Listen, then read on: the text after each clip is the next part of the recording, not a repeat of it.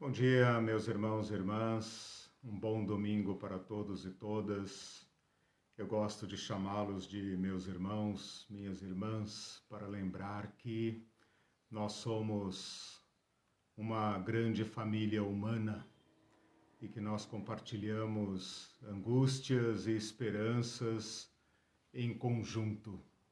Então é por isso que, acima de todas as barreiras, né, nós podemos nos recepcionar no nosso coração, compartilhando palavras, compartilhando ensinamentos, considerando Jesus Cristo como a luz que veio ao mundo, que veio para todos, para iluminar os nossos caminhos. Esperamos que estejam bem, apesar de tudo, apesar de todas as circunstâncias muito adversas, apesar de olharmos para o mundo e não vermos muita esperança, poucas boas notícias. Mas nós cristãos, nós que cremos em Jesus, temos o chamado para a esperança, e uma esperança que transcende, e por isso é uma esperança eficaz, uma esperança que pode nos fazer transcender circunstâncias. A pandemia não cede, continua fazendo muitas vítimas, não dá sinais de que vai arrefecer. Se ela começa a passar, já vem notícias de outras ondas. Então é no meio de tudo isso que nós estamos com os pés bem no chão, lendo a palavra de Jesus e ouvindo esses ensinamentos que nos alcançam mesmo depois de tanto tempo. Então, que Deus abençoe a todos, que Deus dê paz, que Deus dê ânimo, que Deus renove a esperança de todos. Meus queridos irmãos e irmãs, estamos estudando palavras de Jesus a respeito da generosidade. E generosidade é uma palavra ampla que nós estamos usando para nos referir a esta relação com pessoas e com bens. E a palavra de Jesus, como eu disse na última aula, baseado em Mateus 6, é uma palavra que nos ilumina, desmascara nossa relação com pessoas e com bens, com a vida.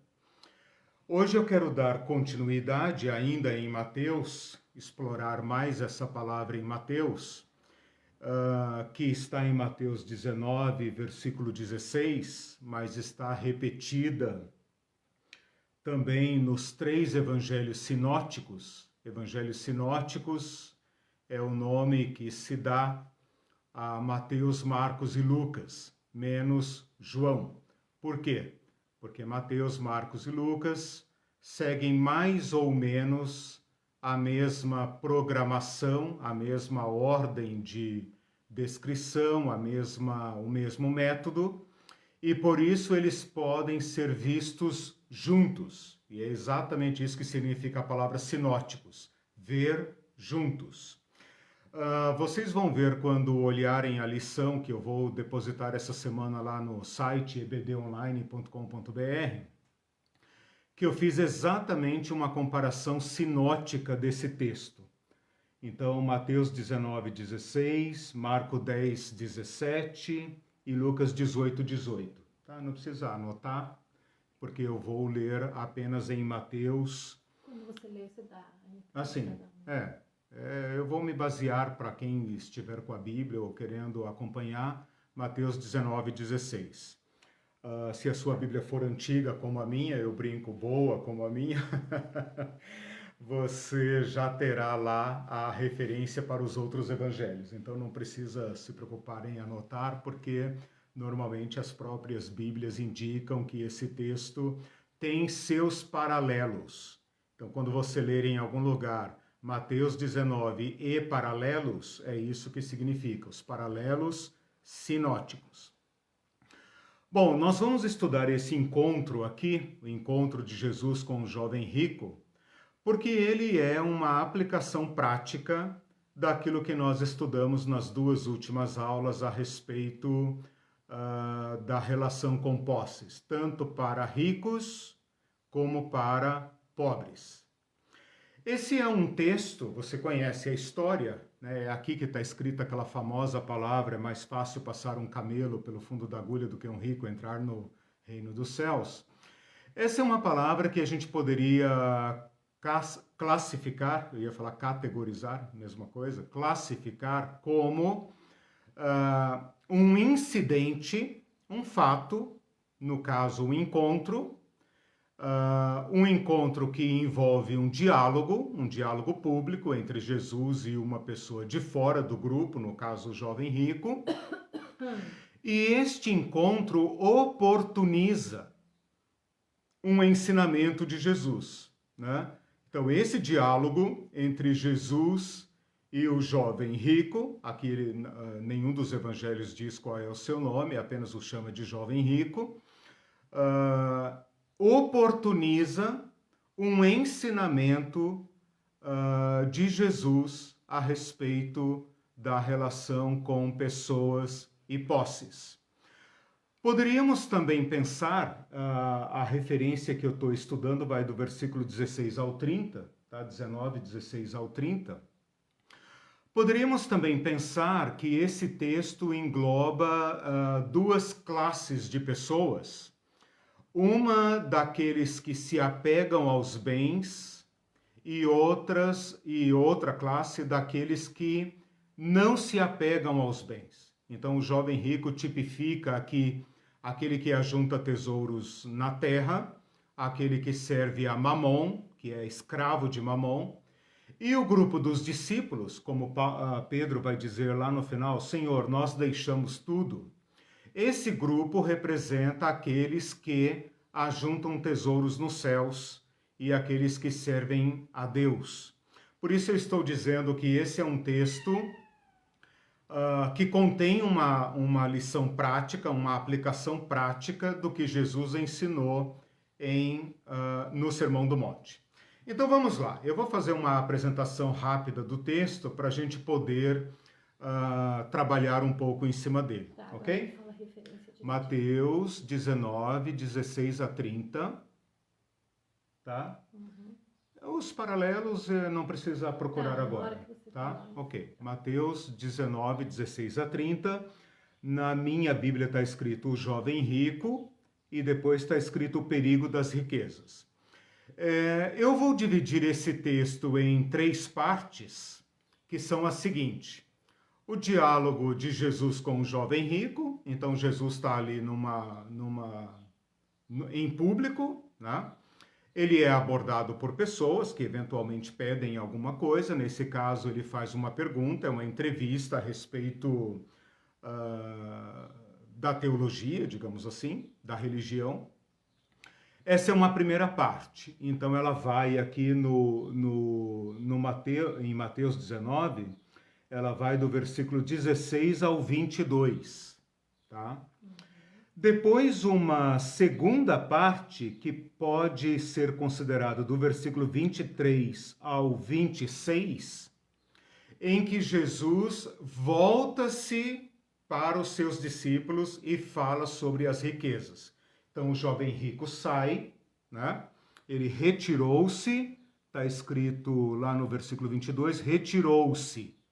Então a cena prossegue agora no íntimo, na intimidade, né? A primeira parte é em público, a segunda parte é privada, no sentido de que é um diálogo entre Jesus e os discípulos. Aliás, um diálogo não, um ensino, né? Porque os discípulos apenas participam ouvindo. Jesus fala. Então, é um ensino de Jesus para os discípulos. A segunda parte é do 22 ao 26. Aliás, posso chamar de diálogo, né? Tem uma reação dos discípulos aqui no meio. Então, tudo bem, é um ensino, mas envolve um certo diálogo. A partir do versículo 27, então, a terceira parte, tá? Pedro faz uma pergunta. Então, nós temos uma pergunta da parte daquele que representa o primeiro grupo, a primeira classe de pessoas, um ensino de Jesus e agora uma pergunta. Então a terceira parte também vai começar com uma pergunta desta outra classe de pessoas, a classe de pessoas que segue Jesus, que vai do versículo 27, eu poderia dizer até o versículo 29, porque o versículo 30, embora pertença a essa perícope, ela faz uma dobradiça, ela faz uma conexão com a próxima parábola. Como eu não vou entrar na próxima parábola, né, eu vou deixar ela aí conectada ao texto por esse versículo 30, mas eu não vou entrar nessa parábola dos trabalhadores da vinha, que certamente, pelo menos na intenção de Mateus, está relacionada com o texto. Então, a primeira coisa que eu fiz, eu dividi esse texto em 3 partes, tá? Um diálogo com o jovem rico, que representam as pessoas que entesouram na terra, mediado, né, uma parte aí do meio, que é um ensino de Jesus, e agora, por último, um diálogo, uma resposta a uma pergunta feita pelo outro grupo, tá? Então vamos lá. Eu fiz uma comparação aqui dos versículos, né? Colocando Mateus, Marcos e Lucas em colunas. Isso é exatamente o significado da palavra sinótico. E eu vou observar para vocês na leitura, que normalmente a gente não faz, né? Eu até incentivo vocês a fazerem. Pega lá uma Bíblia online, copia e cola, né? E coloca em colunas uma do lado da outra, relaciona os versículos e vai comparando as diferenças, né? Porque essa pesquisa nos ensina, aliás, nos permite uma abordagem mais completa, mais rica do texto. Bom, então todos os evangelhos começam com essa pergunta do menino, ou do jovem, aliás, né? O jovem, não tão jovem, porque ele fala, tenho observado desde a minha mocidade, né? Então talvez um homem aí com menos de 30 anos, ele chega e pergunta para Jesus sobre a vida eterna. Mestre, que farei para herdar a vida eterna ou para conseguir a vida eterna, como está aqui em Mateus? Jesus responde remetendo-o aos mandamentos. Guarde os mandamentos. É interessante que Jesus parte do ponto onde o jovem se encontra. Jesus não entrega para ele o centro do seu ensinamento. Ele vai descer, digamos assim, né? Descer ao nível religioso, ao nível dos mandamentos, dos preceitos. E ele fala, guarde os mandamentos. E o jovem pergunta, no versículo 18, quais? Jesus responde, né? Aí eu queria chamar a atenção para o fato que aqui em Mateus, no versículo 19, Jesus inclui um mandamento, no versículo 19, eu estou no capítulo 19, versículo 19 agora eu estou. Começa no versículo 16. Okay. Agora eu estou citando já, estou fazendo uma leitura, né? Okay. Versículo 19. Jesus embute aí, e a gente não se dá conta disso, ele embute um mandamento que não está na tábua dos 10 mandamentos, que é a síntese da lei. Então ele fala, amarás o teu próximo como a ti mesmo. E ele inclui entre os mandamentos. Em Marcos, é muito interessante, Marcos, provavelmente não escrevendo para judeus, ele coloca um outro mandamento, ele inclui nos 10 mandamentos um outro, que é uma síntese de outros ensinamentos, mas que não consta na tábua dos 10 mandamentos, nas tábuas, né? Que é não defraudarás. Olha que interessante. Quais mandamentos? Não defraudarás, por exemplo. E o jovem não cede e diz, tudo isso tenho observado desde a minha mocidade. Então, aqui em Mateus, ele fala tudo isso tenho observado, né? Em Marcos também e em Lucas também, desde a minha mocidade. Isso aqui nos leva a entender que ele não era assim um adolescente, nem um jovem imberbe. Ele já era talvez alguém chegando aos 30 anos e com expectativa de se tornar um fariseu exemplar, né? É interessante que ele tenha buscado Jesus, né? Ele tinha a aprovação, certamente, ele tinha a aprovação dos mestres da lei, dos fariseus, né? Mas ele quis, de certa forma, desafiar Jesus. Tipo, você é o cara aí, você é o novo mestre, você ensina coisas maravilhosas, o que você teria para acrescentar a mim, né? É muito interessante que no relato de Mateus, ele é que pergunta, o que me falta ainda? É muito curiosa essa pergunta, ela só consta em Mateus. Em Marcos e Lucas, ela não consta.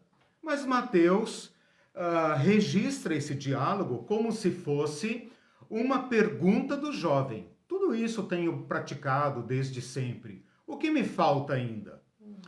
E Jesus então vai responder desta forma: se queres ser perfeito.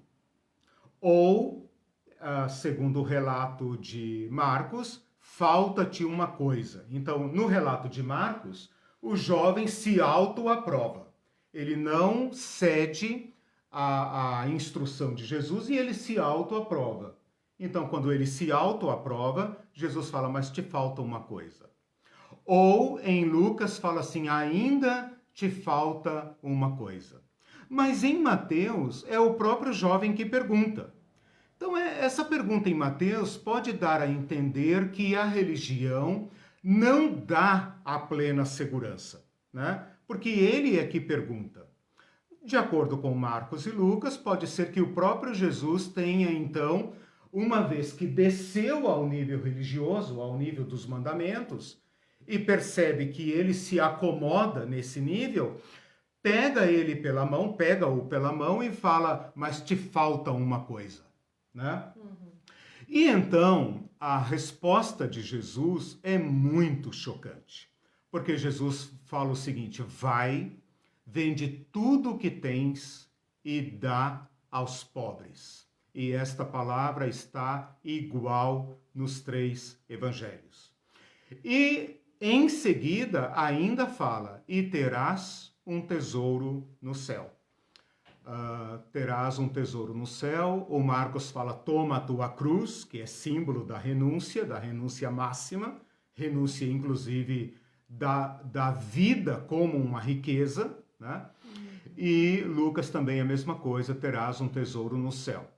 A expressão tesouro no céu nos liga diretamente ao Sermão do Monte, certo? Não acumuleis tesouros na terra, mas acumulem tesouros nos céus. Está lá em Mateus 6, versículos 20, 21, 22, por ali, que nós estudamos na aula anterior. E então, os 3 evangelhos terminam com esta frase, o jovem, porém, retirou-se triste, porque possuía muitas propriedades. Então Jesus fala agora, após a saída do jovem, Jesus fala para os discípulos, quão difícil é entrar um rico no reino dos céus. Em Marcos, quão dificilmente entrarão no reino dos céus os que têm riquezas. E depois, agora já entrei na segunda parte, estou fazendo apenas uma leitura, né? É mais fácil passar um camelo pelo fundo de uma agulha do que entrar um rico no reino dos céus. E essa palavra também está assim mesmo nos 3 evangelhos. Então, deixa eu ver aqui. Os discípulos reagem. Olha essa reação dos discípulos. Meu Deus, estou lendo nas minhas palavras, né? Meu Deus, se for assim, então ninguém se salva, oi?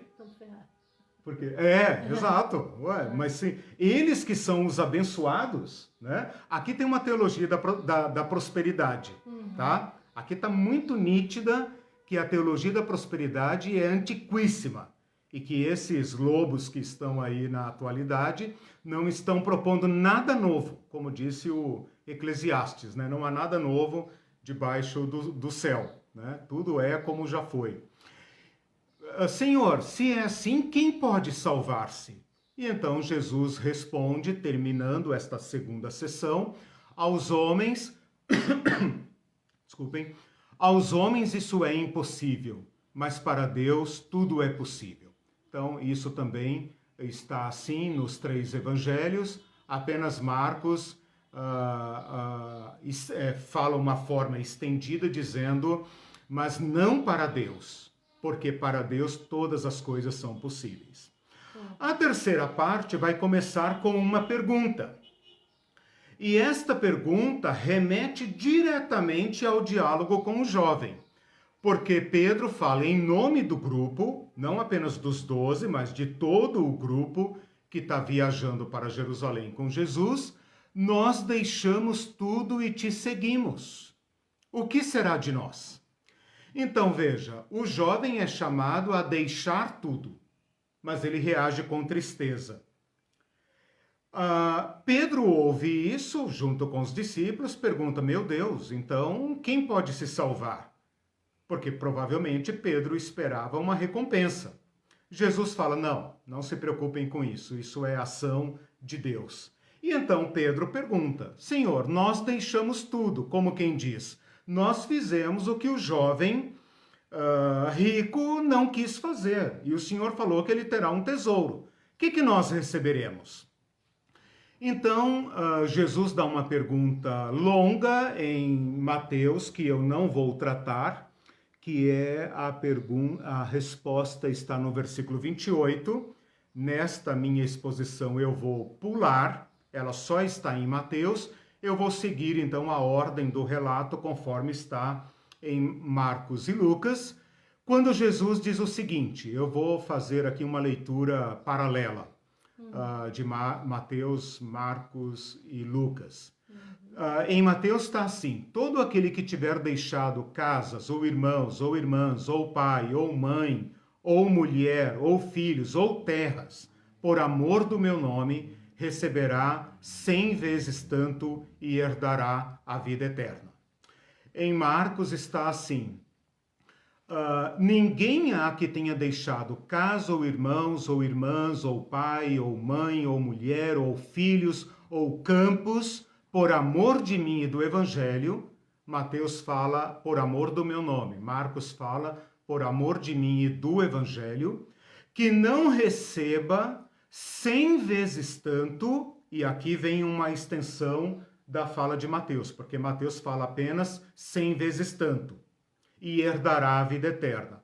Marcos estende essa expressão para dizer que não receba 100 vezes tanto já neste tempo, em casas, irmãos, irmãs, e mães, e filhos, e campos, e acrescenta, só ele acrescenta, com perseguições, e no século futuro, a vida eterna. Então, aquilo que está subentendido em Mateus, Marcos desdobra no século futuro. Século aqui no sentido da era, a era futura. E o Lucas também dá uma resposta intermediária entre Mateus e Lucas, né? Então Mateus dá uma resposta curta, Marcos dá uma resposta longa e Lucas uma resposta intermediária. Ele fala, ninguém há que tenha deixado casa ou pais ou irmãos ou mulher ou filhos pelo reino de Deus. Então, Mateus falou de mim, meu nome. Marcos fala por amor de mim do Evangelho. Lucas adapta essa expressão para pelo reino de Deus.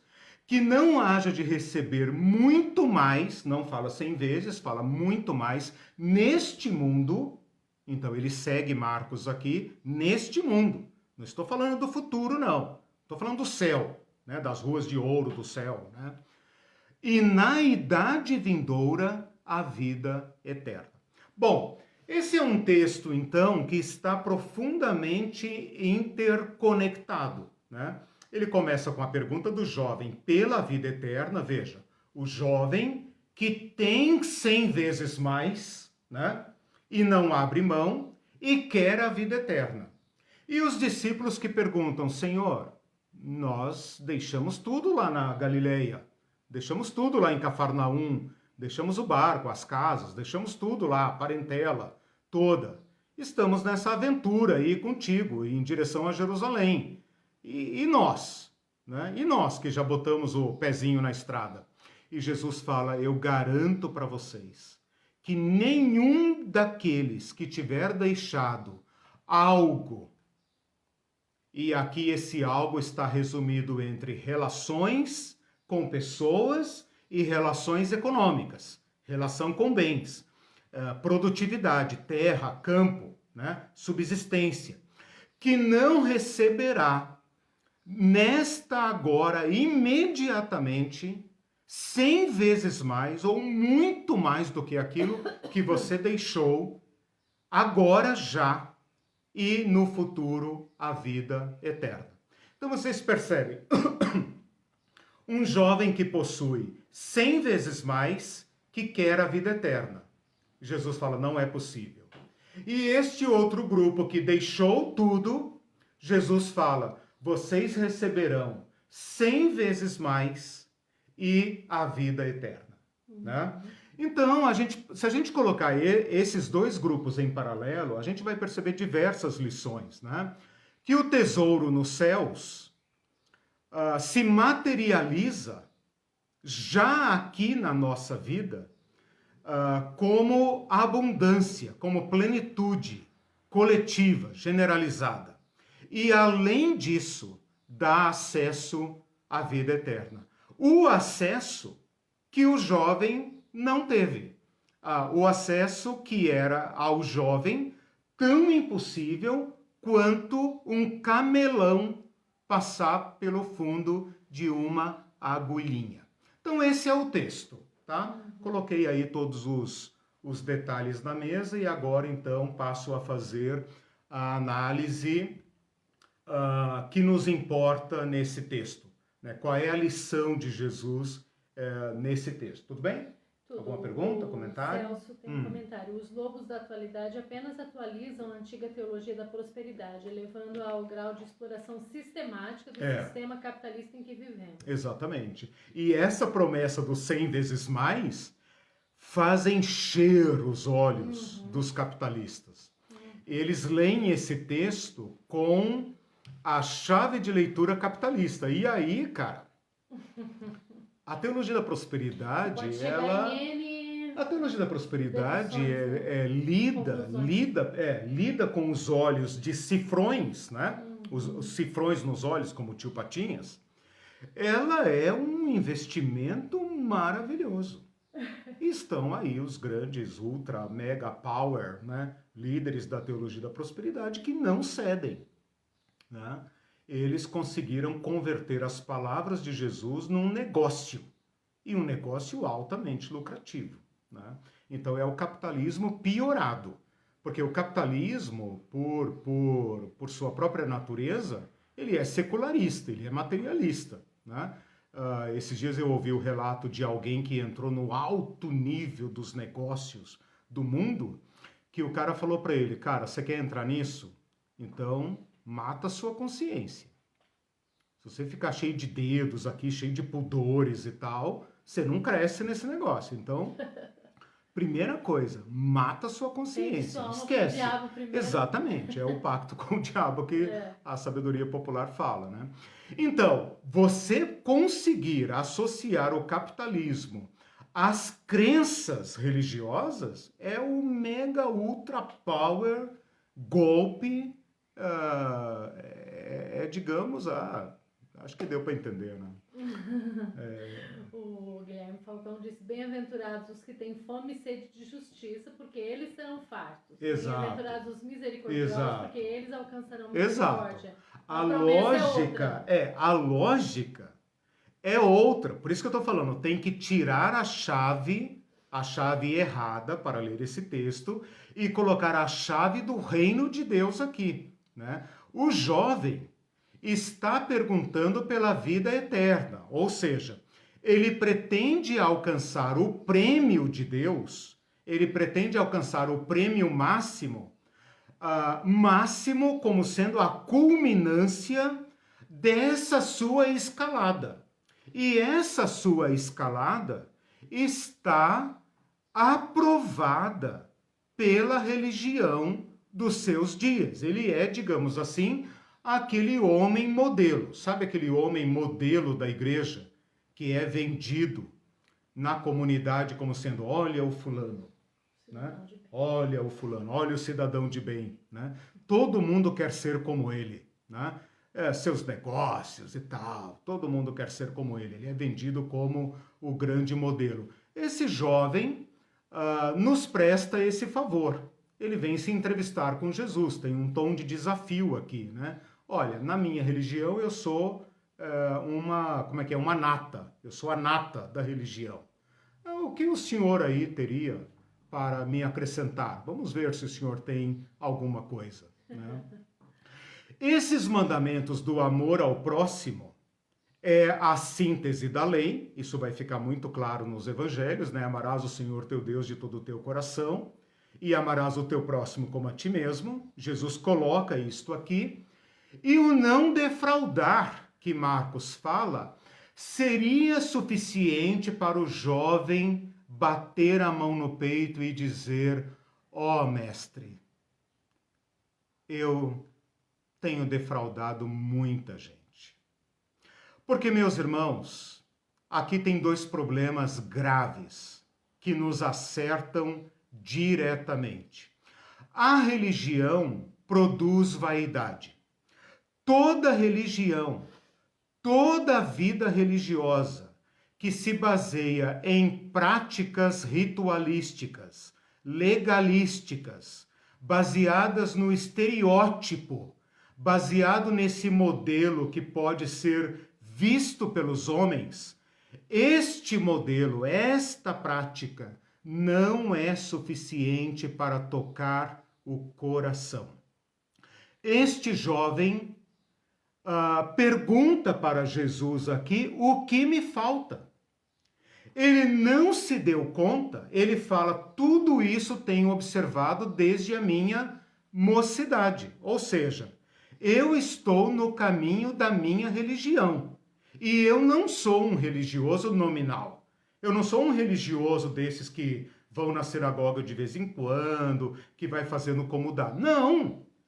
Este jovem deveria com certeza praticar os preceitos da religião, entre os quais a prática do dízimo, com certeza absoluta, ele não teria a aprovação dos rabinos, dos fariseus, se ele não desse o dízimo, se ele não praticasse as purificações, se ele não guardasse o sábado, se ele não fosse um religioso modelo. Então percebam que a sua prática religiosa produz orgulho por um lado, vaidade, né? E por outro lado, produz insensibilidade, cegueira.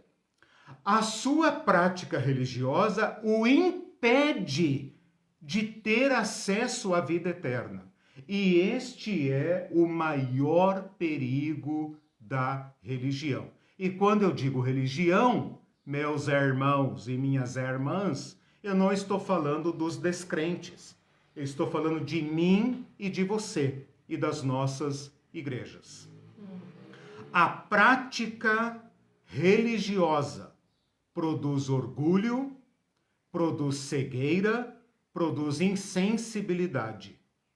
E isso nos torna maus, insensíveis.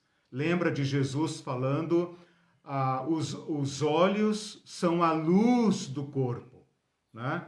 Nós não vemos claramente. E estas práticas religiosas não apenas são insuficientes para nos dar acesso à vida eterna.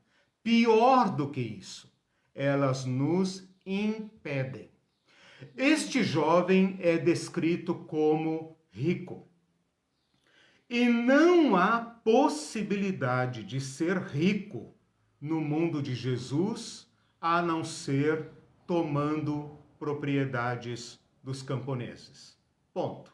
Nossa. Então, esse jovem, porque veja, de acordo com a lei, se ele de fato guardasse a lei, ele teria chegado para Jesus dizendo: Senhor, eu não consigo cumprir a lei. É impossível cumprir a lei. E quanto mais eu tento cumprir, mais injusto eu me sinto. Eu estou dentro de um mundo injusto, né? Para cumprir a lei, ele deveria ter apenas a sua propriedade. Eventualmente, uma propriedade penhorada. Eventualmente, uma propriedade penhorada, aguardando o ano da remissão, o ano do jubileu, o ano do perdão. Se ele tem muitas propriedades, como está escrito ali, retirou-se triste por ser dono de muitas propriedades, um homem jovem, portanto com menos de 30 anos, só poderia ser dono de muitas propriedades se ele fosse um agiota, ou seja, ele tinha algum recurso, né? Ele fazia empréstimos aos camponeses que precisavam de dinheiro para semear o seu campo.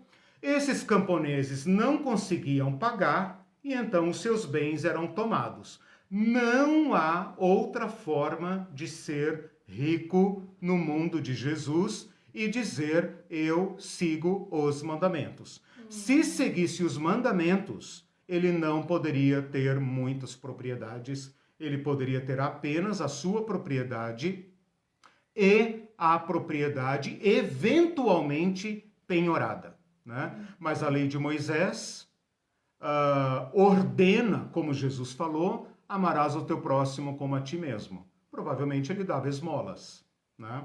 E ao mesmo tempo se servia de todos os dispositivos da lei de Moisés, aqueles dispositivos que nós estudamos aqui em aulas passadas, dizendo: vocês devoram as viúvas. E depois fazem longas orações. E assim se tornam réus, né? Porque no seu prato tem rapina, no seu prato tem corrupção, tem roubo. Vocês estão comendo a comida dos pobres. Então a gente pode encarar esse diálogo aqui já como uma deterioração do sistema. Com certeza, com certeza. Todas as normas. Sim. Uma corrupção total. Isso já ficou claro, que o mundo de Jesus estava completamente distorcido em relação à lei de Moisés, né? A lei de Moisés não apenas não estava sendo cumprida, como estava sendo cumprida de modo distorcido, né? Então, esse jovem aqui dava o dízimo, com certeza.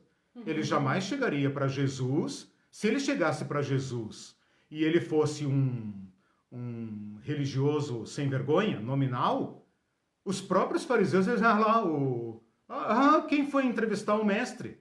Olha lá, o cara não vai na sinagoga, o cara come sem lavar as mãos e tal. Tinha que ser. Esse jovem não, ele fez uma entrevista pública dizendo: sim, eu guardo todos os mandamentos. Então vocês percebem aqui claramente, e isso é uma advertência para nós, que a prática religiosa não é suficiente para tocar nosso coração. Não é suficiente para nos aperfeiçoar. Porque a palavra de Jesus aqui para ele, deixa eu ver se esta expressão está nos 3 evangelhos. Deixa eu só fazer aqui uma rápida comparação. Se queres ser perfeito. Não, só Mateus fala. Se queres ser perfeito. Os outros evangelhos falam: falta-te uma coisa, ainda te falta uma coisa. Essa palavra perfeito nos chama a atenção, porque lá no Sermão do Monte, em Mateus capítulo 5, versículo 48, deixa eu ver aqui, 48, lá no Sermão do Monte, Jesus fala assim: sejam vocês perfeitos, como perfeito é o vosso Pai Celeste. Eu queria chamar a atenção para essa palavra perfeito, porque ela pode nos levar a uma frustração, né?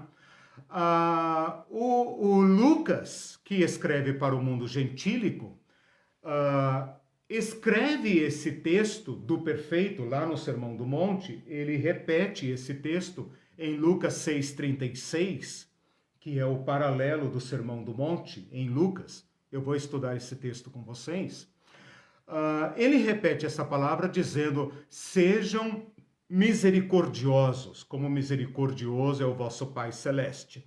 Então, se a gente colocar esses dois textos em paralelo, Mateus dizendo, sejam perfeitos como perfeito é o vosso Pai Celeste, e Lucas do outro lado, sejam misericordiosos como misericordioso é o vosso Pai Celeste, a que conclusão nós chegamos? Que a palavra perfeito é igual à misericórdia. Que a perfeição, aqui Jesus, aqui Mateus, né? Vou dizer Mateus, que é uma palavra dele, a perfeição que ele quer dizer aqui é perfeição no sentido do amor. Por isso a lei se resume no amor e por isso o novo mandamento de Jesus se refere ao amor. A palavra perfeito aqui, isso também vale a pena chamar a atenção, a palavra grega aqui para perfeito é teleios, que vem de um substantivo, que vem de uma raiz, telos, que significa alvo, meta. Olha que interessante. O jovem está numa escalada, dizendo, que farei para herdar a vida eterna? Jesus desce aonde ele se encontra e fala, cumpre os mandamentos. O jovem fala, já cumpro. Então Jesus fala, se você quer alcançar o seu objetivo, né? Eu posso fazer esse entendimento aqui, porque a palavra perfeito não é perfeito no sentido estético. Os judeus não tinham uma noção de estética como os gregos. Os gregos usavam essa palavra no sentido estético, não no sentido moral, mas no sentido estético. Por quê? Porque eles buscavam as formas perfeitas. Para eles, a perfeição absoluta era uma obsessão. Para os judeus, não. Os judeus nunca se dedicaram à arte, porque eles eram proibidos de fazer escultura, né? Então, a arte plástica, a arte, ela nunca foi um dom, um desenvolvimento, pelo menos da cultura antiga dos judeus. E também no sentido moral, não era considerado um atributo humano. O ser humano tinha que constantemente se justificar diante de Deus, pedir perdão, se arrepender, fazer expiação. Então a palavra perfeito aqui tem o sentido judaico, não o sentido estético, nem o sentido moral, o sentido da compaixão. O sentido da compaixão. Deu para entender esse pensamento? Sim. Ok. Deixa eu só terminar aqui. A tristeza do jovem prova que ele serve a Mamon. Então, isso aqui por isso que eu falei que é uma aplicação prática do Sermão do Monte, uma demonstração prática daquilo que Jesus falou em Mateus 6:24. Não podem servir a Deus e as riquezas. Esse jovem tentou. Ele tentou. E a religião permitiu. Permitiu ao ponto de ele achar que, na sua tenra idade, ele era um sucesso religioso e um sucesso econômico-social. Sendo enganado, né? Sendo enganado pela religião. Esse é o X da questão. Esse é o ponto. E essa tristeza dele prova para nós que não é possível. Que esta prática religiosa não se aperfeiçoa, não aperfeiçoa ninguém na compaixão. A compaixão é outro caminho. E estas práticas religiosas, quando muito, podem mostrar apenas o quão distante nós estamos da compaixão. Então, aquele irmão que dá o dízimo desde as moedas do porquinho. Filho de crente exemplar.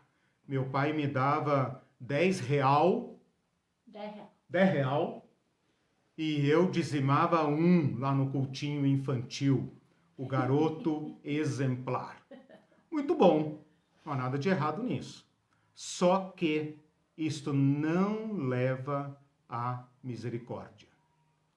Esta criança vai ver necessitados, se os pais permitirem, né? Ela vai ver necessitados e vai chegar um ponto em que ela vai dizer: a minha justiça não basta. A minha justiça é injusta. A minha prática da justiça promove injustiça. Ela agrava a injustiça. Você tem na igreja uma réplica do mundo, né? Você tem uma elite riquíssima, né? E uma massa de operários. E eles não se importam, mesmo praticando a justiça. Aliás, não tem, né? Porque a elite da igreja se reúne em igrejas adequadas para a elite, né? E a igreja dos pobres se reúnem em castas diferentes, né? Então a igreja acaba sendo um retrato piorado da pirâmide social, né? Porque oxalá a gente colocasse a pobreza diante da riqueza para mostrar quão injusta a nossa religião é. O Celso diz: quando a religião produz vaidade, Deus passa a ser mero acréscimo estereotipado na vida do religioso. Exato. Ou seja, o sujeito indefectível religiosamente diz na cara dura que Deus tem. Exato. Que Deus tem porque as obras materiais testificam do sucesso, do mérito dele. Não, desculpa. Dizem na cara dura que tem Deus, eu inverti, porque as obras materiais testificam do sucesso, do mérito dele. Então, perfeito. São as premissas do capitalismo levadas à teologia. Uma teologia adaptada. Só que isso já está tão, vou dizer, incrustado. Sim. Que é difícil primeiro perceber e depois reagir contra, porque é um sistema. Ela corresponde ao nosso coração, né? Nós temos que perceber isso. As doutrinas, essas doutrinas aí, né, que o Celso lembrou muito bem, elas correspondem ao nosso coração. Elas tiram de nós essa tristeza. O jovem retirou-se triste. A teologia da prosperidade... Mas é porque ele foi enfrentado por Jesus, né? Então... Mas hoje nós não somos enfrentados. Mas é aí que eu quero chegar. A teologia da prosperidade, ela remove o incômodo. Ela remove o transtorno.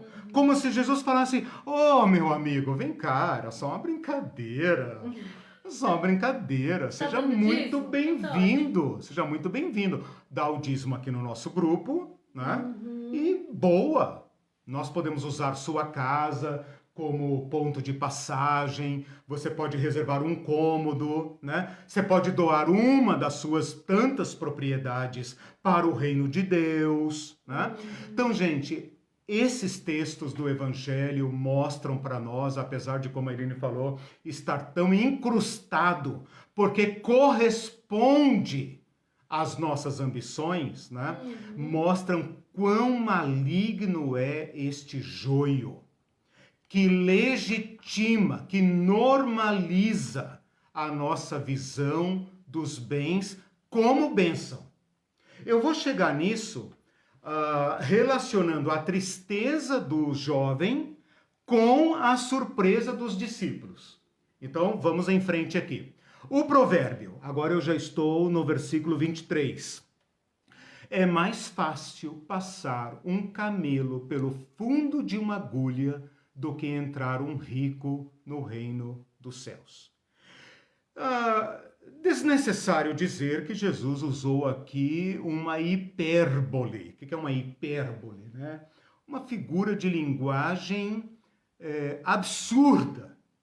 Ele pegou o maior animal, né? O elefante não era conhecido aqui, apesar de que os persas, né, já tinham trazido elefantes e tal, mas não é da convivência dos judeus, não é da ética dos judeus, aliás, do mundo dos judeus, né?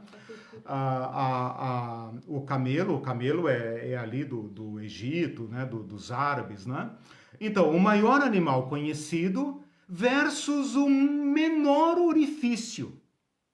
E diz: é mais fácil um camelo espremer-se e atravessar o fundo de uma agulha do que entrar um rico no reino dos céus. Interpretação: exatamente isso. É mais fácil passar um camelo pelo fundo de uma agulha do que entrar um rico no reino dos céus.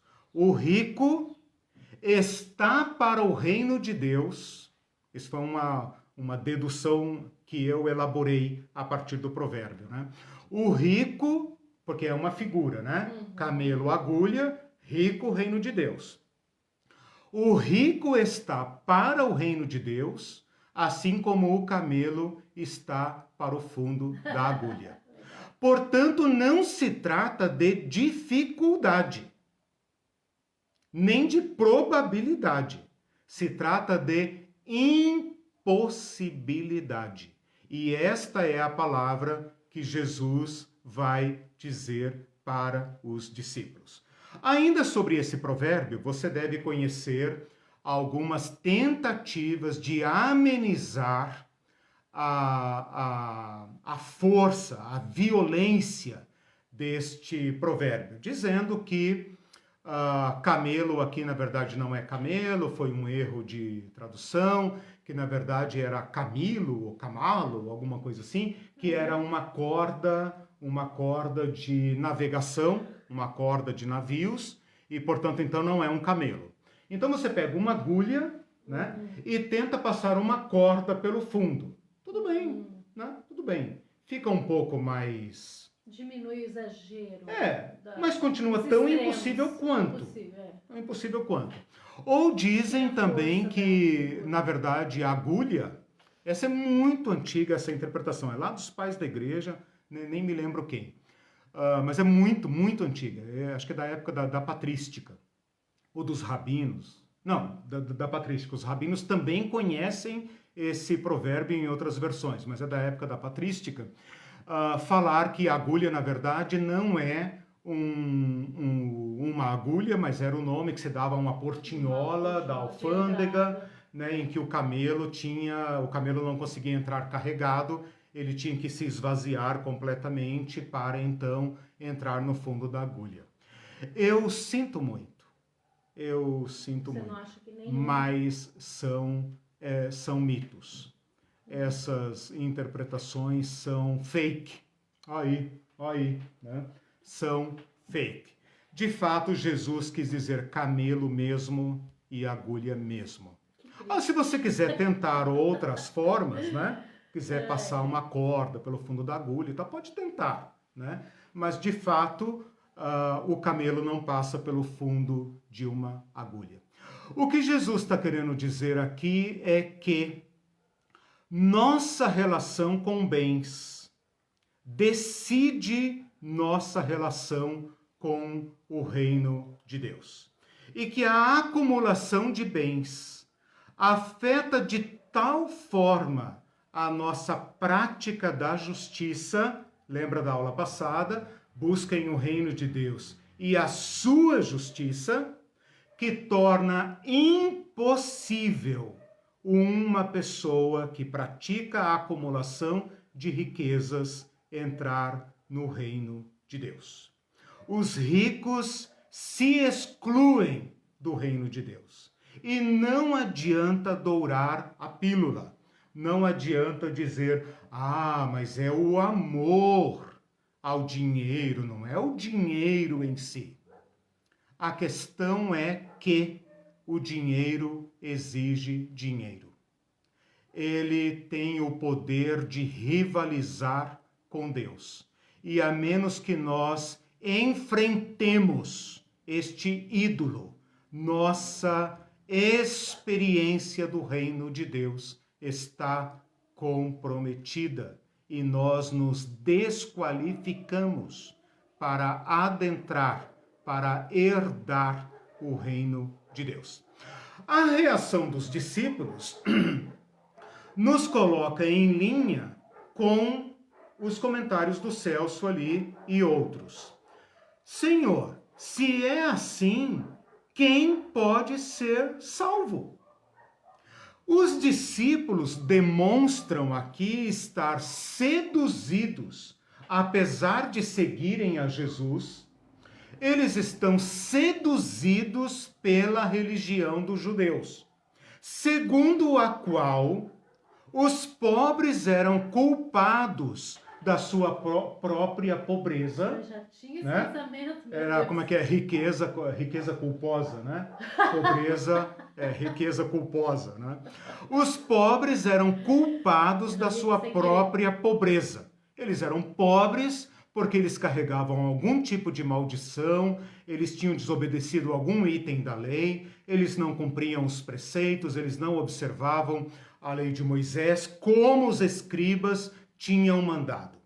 E aqueles homens ricos, aqueles homens prósperos, eram pessoas abençoadas por Deus, eram pessoas exemplares, eram pessoas que praticavam a lei de Deus e cumpriam todos os mandamentos. E esse jovem, então, encarna esse modelo exemplar da religião.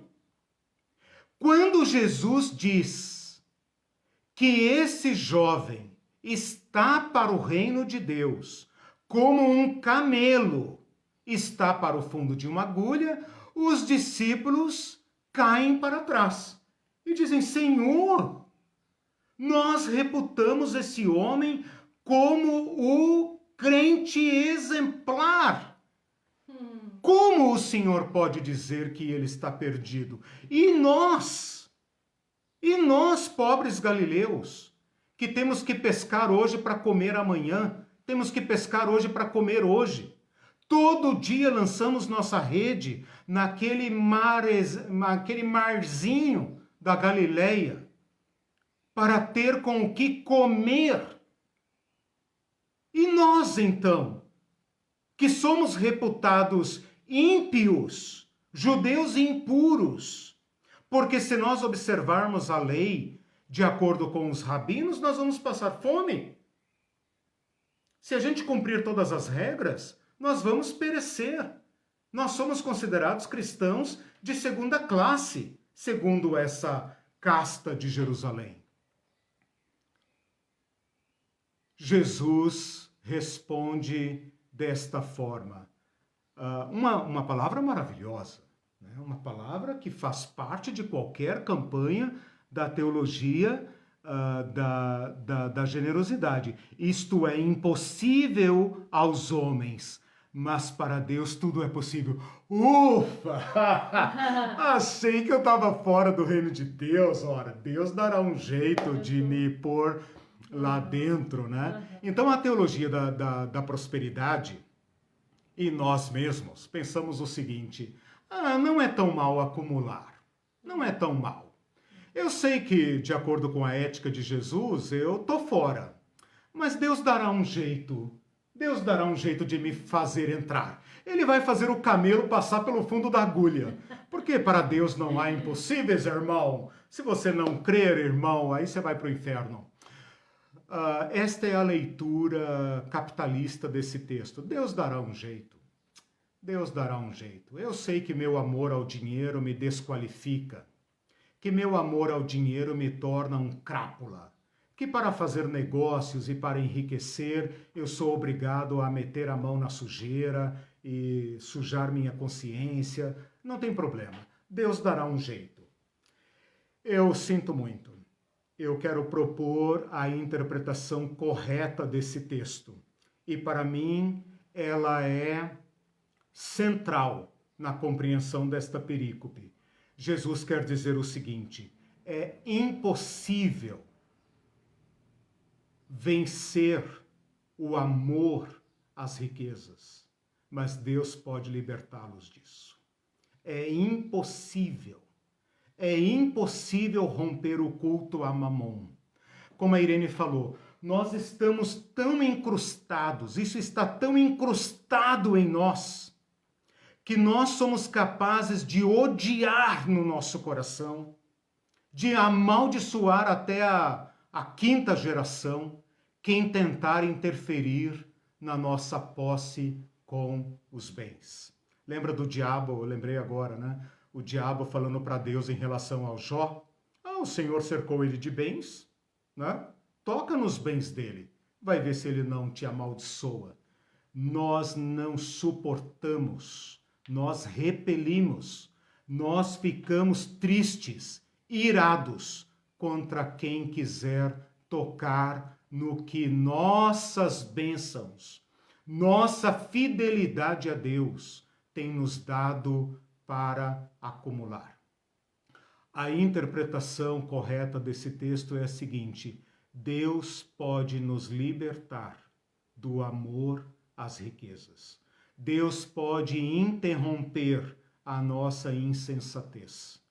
Deus pode cortar nossa sede de posses. Deus pode nos libertar desta irracionalidade que nos empurra, que nos obriga a acumular sem parar. Que tanto é suficiente para que eu diga à minha alma: ó, minha alma, descansa, tens em depósito muitos bens. Não há limite. Todo o tanto que eu tiver não está livre das traças e dos ladrões. E se o governo der um golpe? E se essa reforma administrativa acabar com a minha aposentadoria? E o que será de mim? Não, senhor, não me venha com isso. Eu vou continuar acumulando, investindo. Cada um por si. Meritocracia, meu irmão. Meritocracia é a doutrina central da Bíblia. Ops, não, né? É da teologia da prosperidade. Meus irmãos, esse texto significa isso. Jesus está falando: eu sei que o coração de vocês está nos barcos lá da Galileia. Ou que vocês esperam botar a mão naquela bufunfa que está lá no templo. Eu sei porque vocês estão me seguindo. Vocês deixaram aqueles barquinhos lá no mar da Galileia porque vocês têm em vista altos postos em Jerusalém. Vocês sabem quanto ouro, quanta prata tem em Jerusalém. É por isso que vocês estão me seguindo. Mas Jesus está dizendo... Que ele podia tomar o trono. Claro. Lembra que eles pedem os primeiros lugares lá? Eles estão indo para Jerusalém.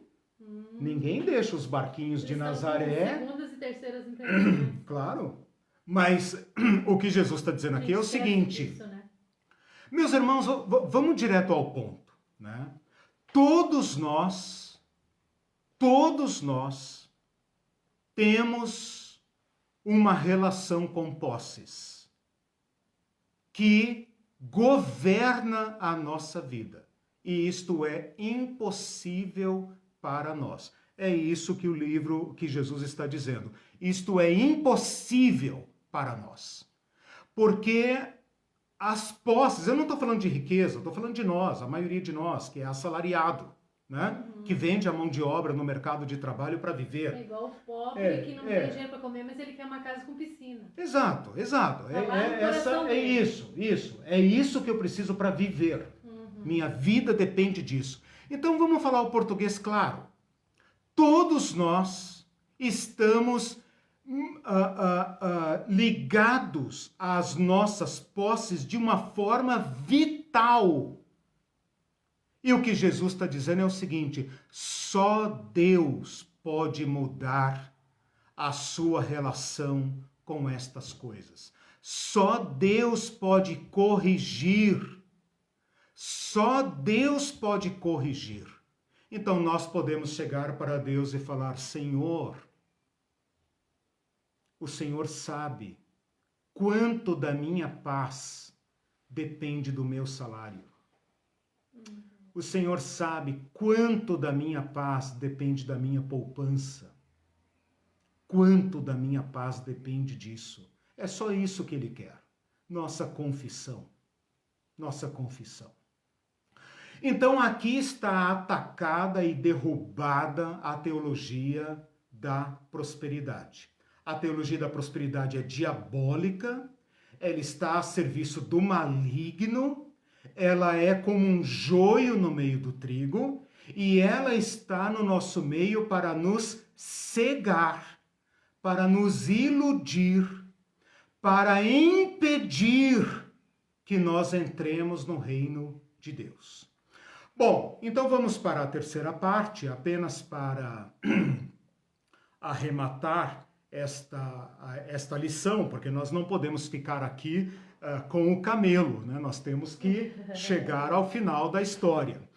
O Pedro, no versículo 27, ele faz a pergunta que todos nós queremos fazer, né? Que é a pergunta: Senhor, eis que nós tudo deixamos e te seguimos. Pedro está dizendo, olha, não vou negar, né, Senhor, que eu tenho preocupações, né? Deixei minha esposa lá em Nazaré, deixei os empregados com o barco, Tiago e João deixou lá Zebedeu e tal, né? Não vou negar, né? Mas, Senhor, nós nos metemos numa aventura com o Senhor de alto risco. Que será de nós? Que será de nós?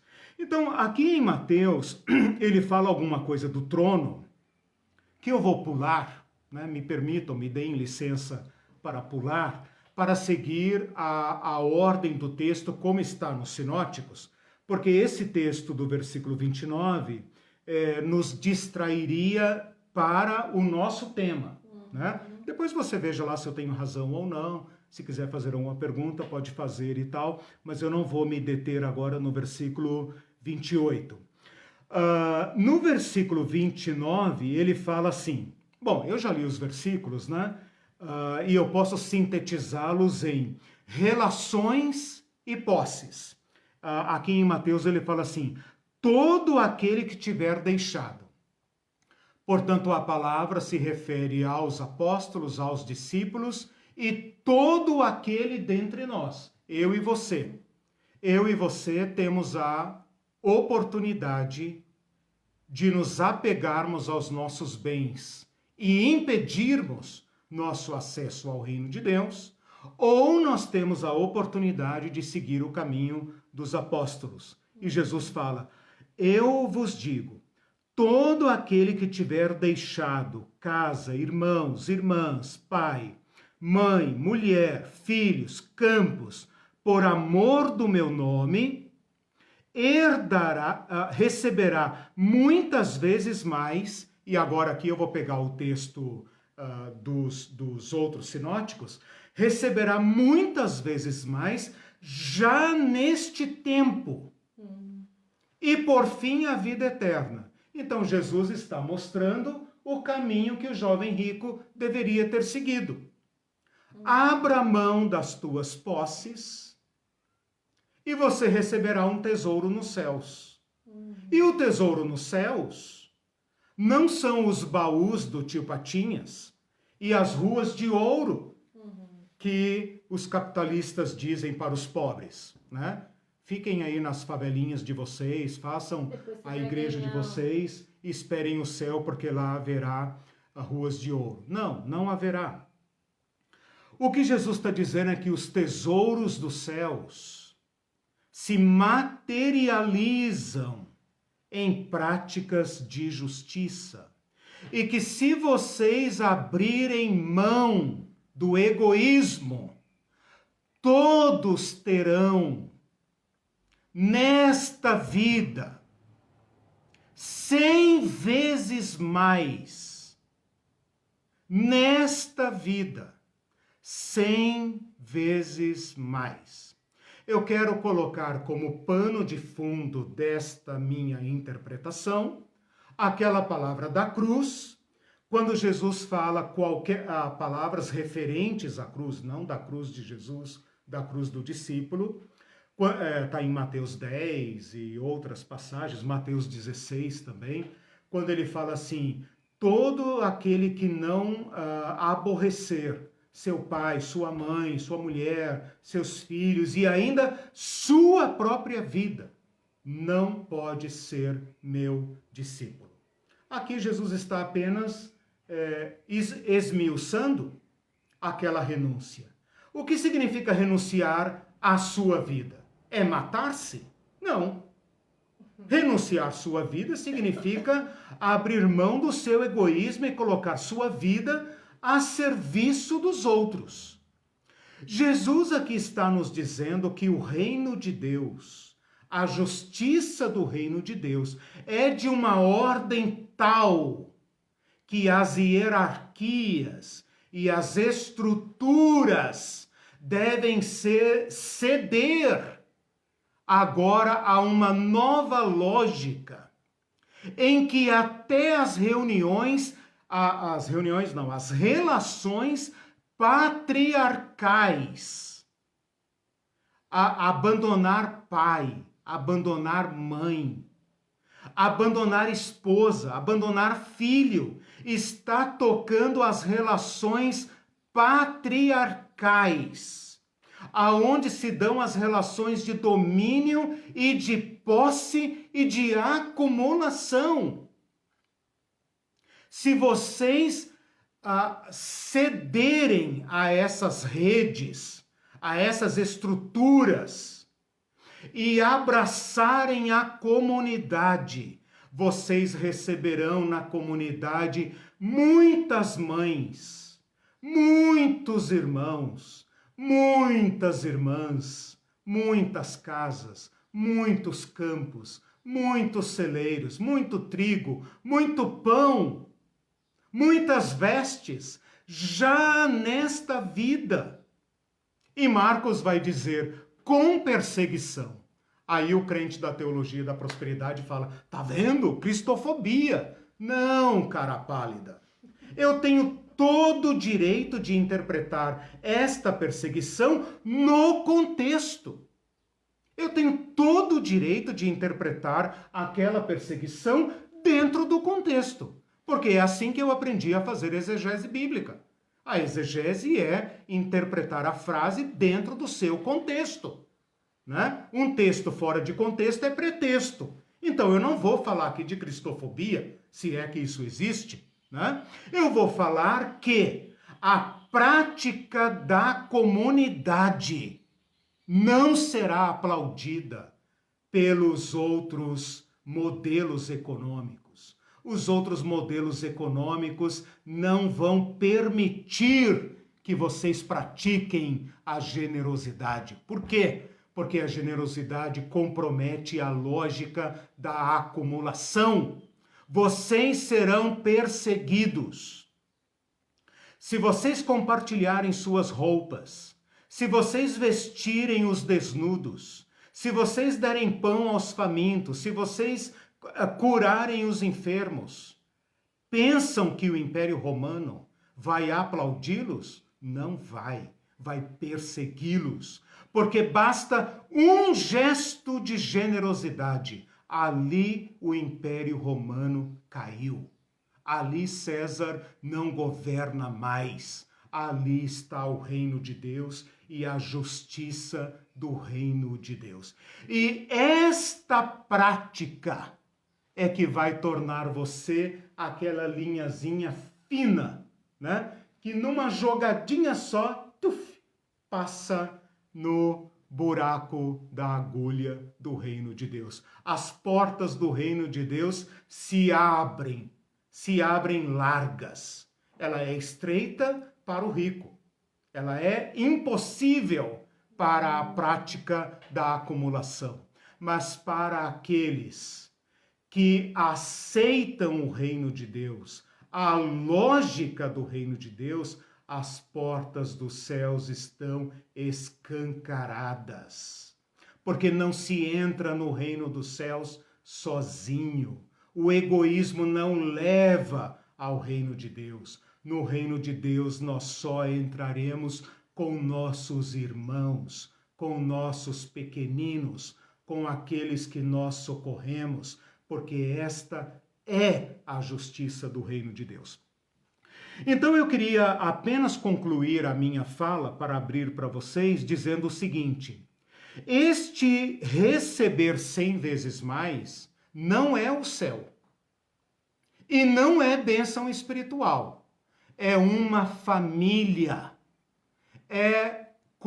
são coisas concretas, são bens. A prática da renúncia é 100 vezes mais. Não é que eu dou com uma mão e recebo 100 vezes mais lá na frente e permaneço acumulando. Essas 100 vezes mais não é para você consumir. Não é para você guardar nos seus celeiros egoísticos daquele rico insensato. Oh, estúpido, idiota. Essa noite você vai morrer. E para quem ficará os teus celeiros gigantescos? Esses 100 vezes mais é o que está na comunidade. Na comunidade onde ninguém tem sobra e ninguém tem falta. Argumento final. Para demonstrar o meu argumento, né? Tem que matar a cobra e mostrar o pau. Onde foi que isto se cumpriu? Vou deixar aqui esta pergunta. Os discípulos estão seguindo a Jesus. Eles estão dizendo, Senhor, se os ricos estão fora, Jesus fala, isso é impossível para vocês, eu sei. Mas para Deus tudo é possível. E qualquer de vocês que tiver deixado, terá 100 vezes mais. Serão perseguidos por isso, mas terão 100 vezes mais. E ainda o acesso franco ao reino dos céus. Quando vocês piscarem, já estarão vivendo o reino dos céus, como Paulo diz, num abrir e fechar de olhos. Quando vocês virem, vocês já verão que é o reino de Deus. Onde isto se cumpriu? Na Bíblia. Eu deixo a pergunta. Comentários, perguntas, sim, reclamações, contestações. O Thales disse, falta muito dessa leitura simples, esclarecedora e cheia do Espírito Santo nas EBDs por aí afora. Amém. E o Celso disse, teve até um pastor famoso do Toma Lá da Cá, mas toma, disse isso, se eu decidir que você morre hoje, você morre hoje. Exemplo de que a teologia da prosperidade é do maligno. E é violenta. Nossa, ela é violenta. Eu vi isso também, sim, ela está querendo dizer, não ouse me questionar. Não ouse. Aí você vê a violência, né? Como que a acumulação produz violência. Tipo, não entende do negócio, não se meta. Né? Teve outro também que falou, né? Não toque no ungido do Senhor, deixa lá entre ele e Deus, não se meta. Né? O Bebeto disse, eu acredito que desde a perspectiva de Jesus de Nazaré, próspero é aquele que é liberto para partilhar. Exatamente. Quando doamos, profanamos mamon. Sim, amém. Aí estão os 100 vezes mais a fartura. Porque se a gente ler esse texto com a ótica capitalista, a gente vai pensar, puxa vida, então a gente tem que ser nós temos que ser todos mendigos, né? O São Francisco de Assis, então, é o único que entrou no reino dos céus. Mas é isso que o Bebeto falou, a libertação das posses. Libertação para subverter Mamon, perfeito. Ali aonde Mamon é subvertido, aonde Mamon é aborrecido, odiado, ali está o reino de Deus. Então, nossas comunidades são chamadas a isso. Nossas comunidades devem ser lugares de igualdade social. O grito do pobre entre nossas comunidades cristãs é um insulto aos céus, como disse lá o João Dias de Araújo, né? Que estou fazendo se sou cristão, né? E o clamor do pobre insulta aos céus. E a gente canta esse hino, né? Canta o hino, claro, mas com um olhinho cheio de cifrão. Né? É a cegueira, né? Eu falei aqui, as pessoas têm falado muito esses dias sobre cegueira, né? Eu tenho pensado também muito sobre a cegueira. Jesus fala muito sobre a cegueira. Cuidado se a sua teologia, se o ensino da sua EBD, como o Thales falou, não está te tornando cego, insensível, não está construindo muros que te impeçam de entrar no reino dos céus. Se isso estiver acontecendo, tome o reino de Deus violentamente. Rompa violentamente com esse sistema. Por quê? Porque as garras desse sistema são ferozes. E ele precisa ser enfrentado como um demônio. Como uma doutrina de demônio, como Paulo falou. Então, muito cuidado com isso. Nós não estamos falando Deus dará um jeito. Porque o que nossas igrejas estão nos ensinando é isso. Ah, não se preocupe, irmão, Deus dará um jeito. Deus dará um jeito. No final vai dar tudo certo, nós nos veremos lá no céu e tal. Cuidado. Deus muito dá um cuidado. Jeitinho igual brasileiro. A obra impossível aqui é libertar-nos das nossas posses. O Ismael está assistindo. Ismael, opa, meu irmão. Ele disse, nossa relação com os bens decide nossa relação com Deus. Bateu palma, acho que você falou isso. Claro. Com Deus e com o próximo, né? Sim, porque veja, Mamon é a única divindade que rivaliza com Deus. Olha como Jesus foi cirúrgico aí, né? Sim, é necessário desprender-se para ter a Cristo como único Senhor. E ele diz também, Deus pode nos libertar do amor à riqueza, como uma citação que você falou. Deus pode nos libertar dessa irracionalidade. Quanto da minha paz depende da minha poupança. Forte isso, amigo. Isso. Ele ficou meio chocado. E das nossas relações. Não se esqueçam que aqui estão nossas relações, né? Porque as nossas unidades familiares, mais agora no mundo urbano, industrial, muito mais agora, as famílias se tornaram verdadeiras ilhas. E Jesus está dizendo, perto do reino de Deus, até isso tem que ser relativizado. Você é meu irmão, minha mãe, minha irmã. Só não tem aqui o meu pai. Porque o reino de Deus não é para ter muitos pais, é para ter um único pai. Olha o chute que Jesus deu aqui no patriarcado, né? Ele fala de mãe, vocês terão muitas mães, mas ele não menciona o pai. Estranho, né? Para nós passa batido. Passa batido. Mas para uma cultura patriarcal, eles estavam assim, o pai. Ele vai falar do pai. Não, ele não falou. Porque vocês têm um único pai, o pai do céu. Então, o patriarcado, que é, digamos, a lógica da acumulação, né? Essa unidade familiar que é o centro econômico da injustiça, diante do reino de Deus, até ela cai. Até ela é obrigada a ceder. Eu não vou olhar apenas para a minha família. Eu não vou ver apenas o pão do meu filho. Eu tenho que pensar também no outro. Ele também é meu irmão. Ela também é minha mãe, né? A doutora Ivete disse, até hoje a meritocracia coloca a pobreza como acomodação ou preguiça. Sim, você é culpado. A teologia da prosperidade sacralizou isso entre nós. Tem pessoas que não querem sequer orar. Os fariseus, pelo menos, oravam pelos pobres. O povo de hoje amaldiçoa os pobres de uma maneira que eles não querem sequer orar.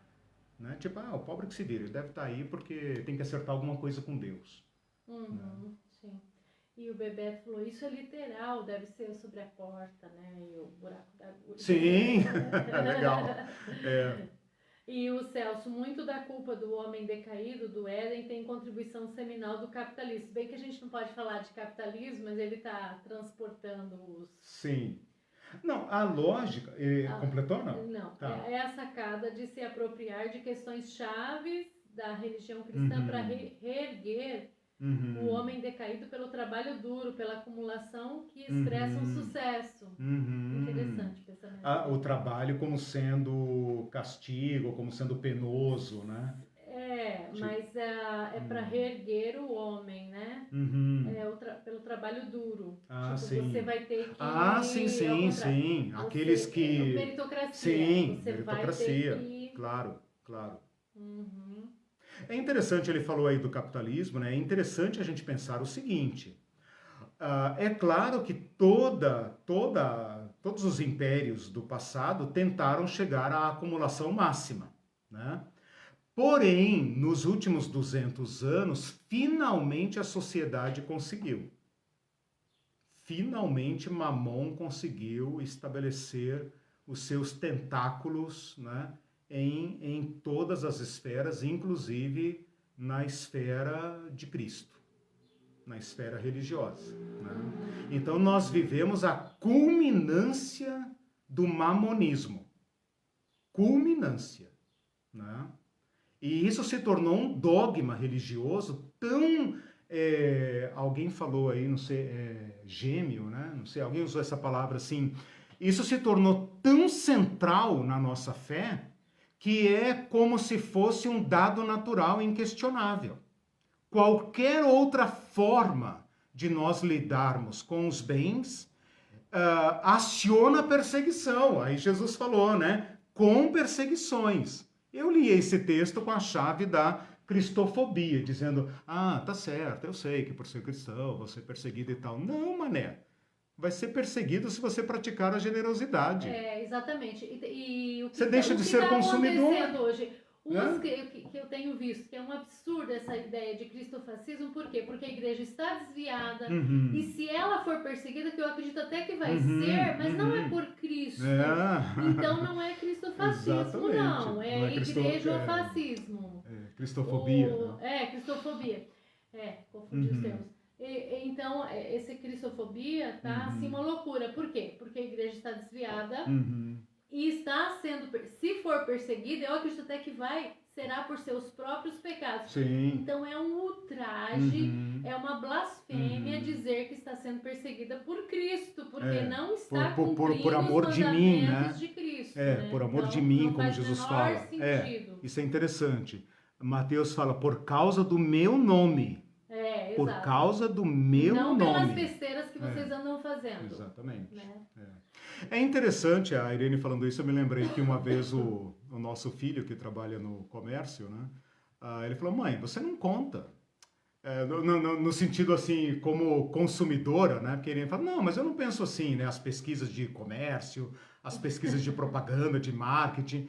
E a Irene contestava ele dizendo assim, não, mas eu não penso assim, eu não sou induzida por isso. Aí ele falou, mãe, você não conta, você não é o público-alvo do mercado, né? Você não é consumidora. É o contrário. Tem um grupo de pessoas a quem o marketing está mantendo cativo, né? Ideologicamente cativo, é aquele que fica na fila para consumir o novo produto, lançamento mundial, celular, não sei o quê. Nós podemos subverter isso. O Israel de Oliveira está dizendo, perguntando, há uma perspectiva social e política para essas comunidades? Perspectiva social e política para as comunidades que hoje existem, não sei se ele está querendo dizer, as comunidades que hoje existem, todas elas estão debaixo da palavra de Cristo que as denuncia. Exato. Que as denuncia. Agora, se ele estiver pensando, eu deixei uma pergunta, lembra? Se ele estiver pensando na execuibilidade, ou seja, na praxis desta vivência comunitária, se elas são viáveis, se elas têm perspectivas, aí também entra um pouco do nosso sofrimento. Porque veja, nós até podemos dizer assim, tá bom, nós entendemos o caminho de Cristo, nós vamos colocar em prática. Nós estamos dentro de um sistema que nós não controlamos. Então, nosso acesso a esse sistema, nossa interferência nesse sistema é muito pequena. Se uma comunidade, por exemplo, uma igreja, uma comunidade, um grupo, uma associação, resolve aderir à prática de Jesus, tipo, vamos levar a sério a palavra de Jesus e tal, ela vai padecer, ela vai sofrer, né? Mas ainda assim, a igreja é chamada a resistir a Mamon. Ela tem que confiar na provisão e na justiça do reino de Deus. Por quê? Porque até o sofrimento desta comunidade, sofrimento social, econômico dessa comunidade, é um profetismo contra Mamon. Né? Eu acho que o Israel, talvez, se eu entendi bem, Israel, levantou uma questão de ordem muito prática. Tá, tudo bem, palavra de Jesus, tá, tudo bem, você está dizendo que isso daí é para fazer. Tá, mas e como é que a gente vive desse jeito? Aí que tá. Se eu piscar, meu emprego já era. Se eu der uma bobeira, eu já perdi dinheiro. Está dentro do sistema, né? Nós estamos dentro desse sistema. Sim, a pergunta é justa, né? Mas nós ainda estamos debaixo desta convocação, né? Então vamos começar pela confissão. Vamos dizer, Senhor, eu tenho vivido completamente integrado a esse sistema. Eu me sinto confortável. Eu sou um vencedor dentro desse sistema. Afinal de contas, eu tenho casa, eu tenho pão, eu tenho carro, eu tenho poupança, eu estou integrado. Mas eu quero te seguir. Então me mostra como. Me ajude. Eu tenho buscado literaturas, né? Eu também estou tentando entender como é que se faz isso. Eu estou buscando literatura sobre economia solidária, sobre práticas comunitárias, associativas, né? Acredito que diversos de vocês aí que estão me ouvindo têm a mesma angústia, né? E diversos de vocês aí poderiam, nas próximas aulas, fazer belas, já tem feito, né? Mas belas contribuições no sentido de, usando a palavra do Bebeto, subverter Mamon. Tipo, eu não me dobro a Mamon. O Israel citou ainda Vidas para o Consumo, Bauman. Sim. Ele citou Zygmunt Bauman, né? Sobre a liquidez, né? De que tudo agora é comercializável, né? Inclusive nós, né? O pastor Falcão comentou comigo outro dia aquele seriado, como é que é, das redes sociais lá, esqueci o nome. Não sei o que das redes sociais, que todo mundo está vendo, ele me recomendou para ler, que ele falou, antigamente nós éramos os consumidores, agora nós somos o produto. Bem isso. O Fabiano não vai parar, também disse, vivemos em uma sociedade com o velho ditado, tempo é dinheiro, isso aumenta cada vez mais a máquina. Isso. Alimenta cada vez mais. Time is money. Essa é a filosofia do capitalismo, ou seja, isso afeta a gente demais. O tempo pode ser colocado numa equação tempo igual vida. Ou seja, vida é dinheiro. Isso é o mandamento de Mamon. Os americanos foram os profetas dessa teologia no mundo, né? Time is money, né? Tempo é dinheiro, ou seja, tudo foi capitalizado. Tudo foi capitalizado. Como nós vamos fazer? Nós vamos permitir que a nossa vida seja profundamente arraigada nesse sistema ou nós vamos subvertê-lo? Nós vamos acolher a palavra de Jesus e subvertê-lo. Falar, não. Eu vivo nesse mundo, como Jesus ora em João 17.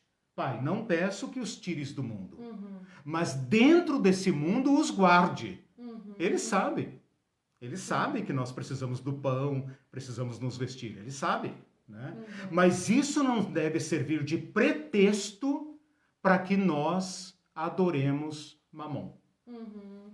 O Fabiano Bessa falou, o nome do filme é Dilemas nas Redes. Isso, obrigado.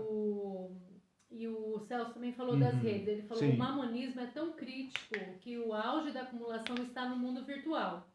As gigantes do capital são redes sociais. A contradição já está no nome rede social, quando sabemos que é rede capital. Exato. Que encampa tudo, até as novas formas da acumulação por parte dos lobos religiosos. Você vê que você está pesquisando alguma coisa ali no celular, você vai pro notebook e aparece a coisa que você estava pesquisando. Isso é o mínimo, né? É o que a gente percebe, né? Tem um mundo aí por trás, né? Sim. Então, os dados sendo coletados para a inteligência artificial. Isso, exatamente. Então temos muita coisa, mas a palavra de Cristo está diante de nós. Uma coisa que eu quero comentar a gente vive hoje de uma maneira, tudo isso que a gente está comentando sobre o sistema, que nós estamos inseridos nesse sistema, e é dificílimo até perceber as tendências desse sistema, né? A gente se adaptou completamente, a igreja se adaptou, então a gente precisa de aulas e reflexões desse tipo para a gente poder falar, meu Deus, então eu preciso abrir os olhos. É a luz, né? A luz que eu falei do Sermão do Monte na aula passada, né? Esta palavra de Jesus ilumina os nossos olhos. Ela nos chama à razão, né? Eu vou estudar com vocês numa aula próxima. Não vou dizer que é a próxima, porque vai que eu mude de ideia. Aquela parábola do rico insensato, né? A força motriz por trás da acumulação é irracional, porque o bem mais precioso, que é a vida, não pode ser retido. Ora, se o principal não pode ser retido, nada pode ser retido. Então tem uma lógica, aliás, uma ilógica, né? Uma irracionalidade que permanece vedada aos nossos olhos, né? Você falou agora, a gente permanece, é até difícil ver. Então, a palavra de Jesus, a pessoa de Jesus, acendeu luz nos nossos olhos. Ela nos permite ver o que de fato é importante, o que é menos importante, o que é secundário, o que é descartável, né? Se a gente começar, pelo menos, a mudar nossa relação de consumo, né? Se a gente atenuar nosso consumo, nossa produção de lixo, de resíduo, né? Se a gente começar a repartir, esqueça o dízimo.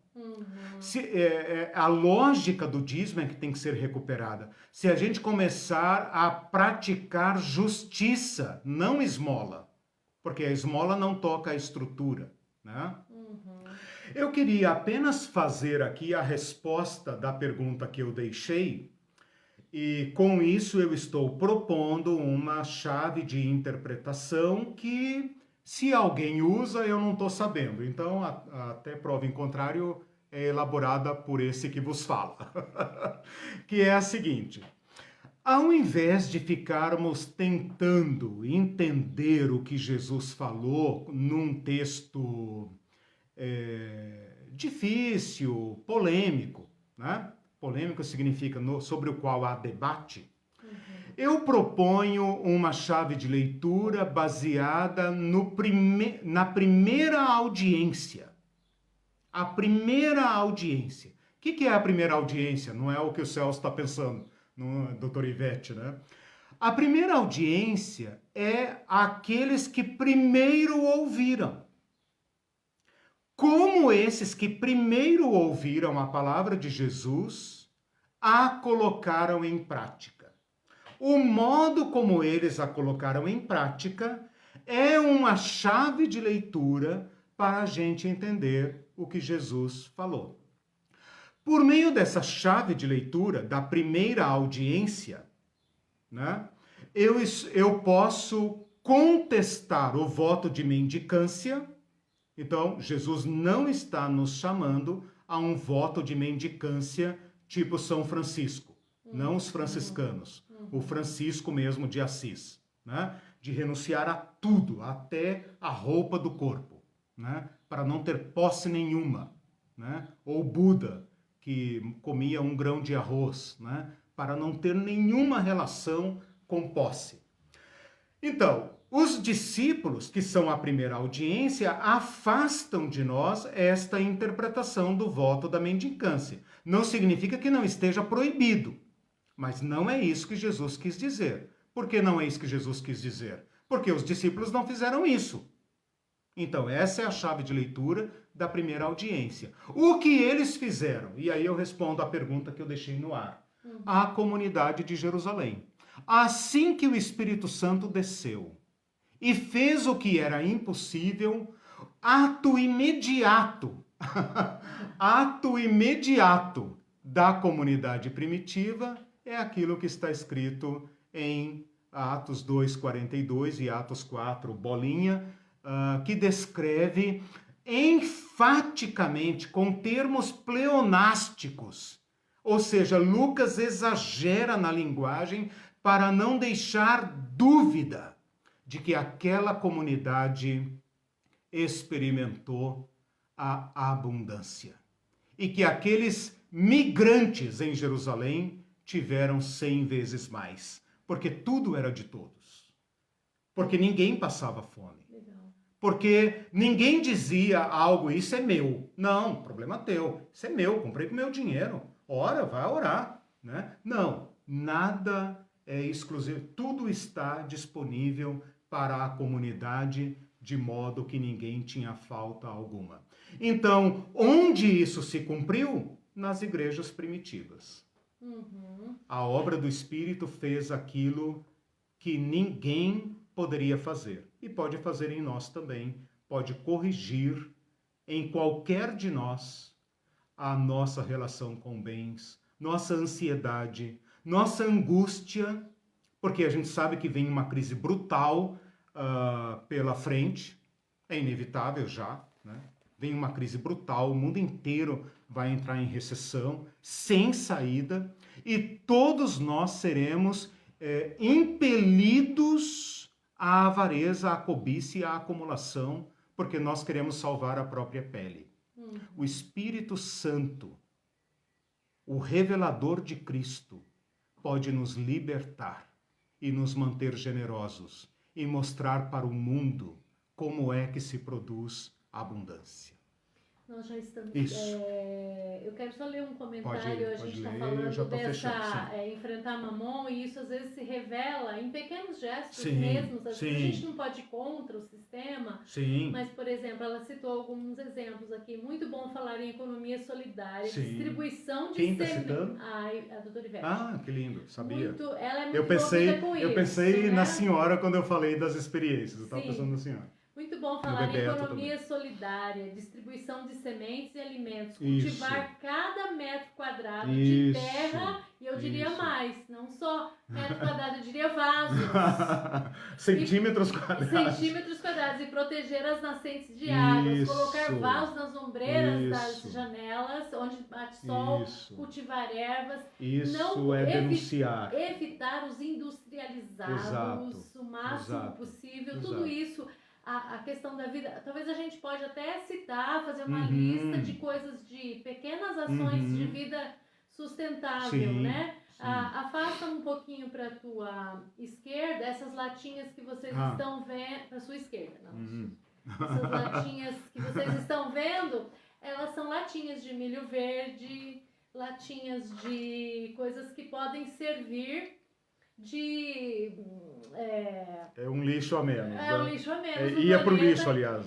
E está aqui na parte nobre, né? Então, assim, pequenos gestos. Pequenos gestos. Plantar um alface num vaso. É uma adesão a Jesus Cristo. Exatamente. E Ele pode nos mostrar como fazer isso.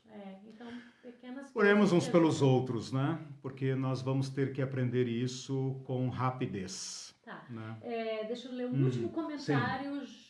Josiel Cruz. Gostei muito da interpretação. O capitalismo gera desigualdade social a ponto de cegar cristãos. Há uma tendência consumista com foco em público-alvo, enquanto alguns exibem seus bens materiais como graça alcançada na teoria da prosperidade. Por outro lado, incentivam a mão de obra escrava no campo e na cidade, destruindo o próprio planeta, causando injustiça social. Nossa, isso é um assunto que rende... Eu falei, assim que teve a reforma trabalhista, eu sou de um órgão da Justiça, do Ministério Público Trabalhista, eu lembro que eu postei no Facebook, falei, patrões cristãos, vocês não são obrigados a cometer as injustiças da legislação trabalhista.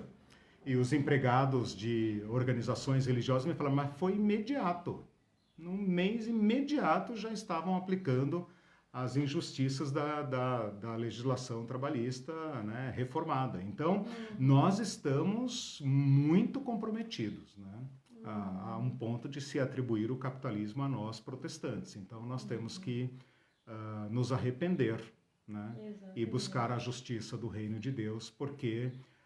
o capitalismo está se esgotando, né? Está matando mesmo, literalmente, e nós devemos ao mundo uma forma alternativa de viver. Deus abençoe vocês, uma boa semana a todos, oremos uns pelos outros, que Deus nos abençoe.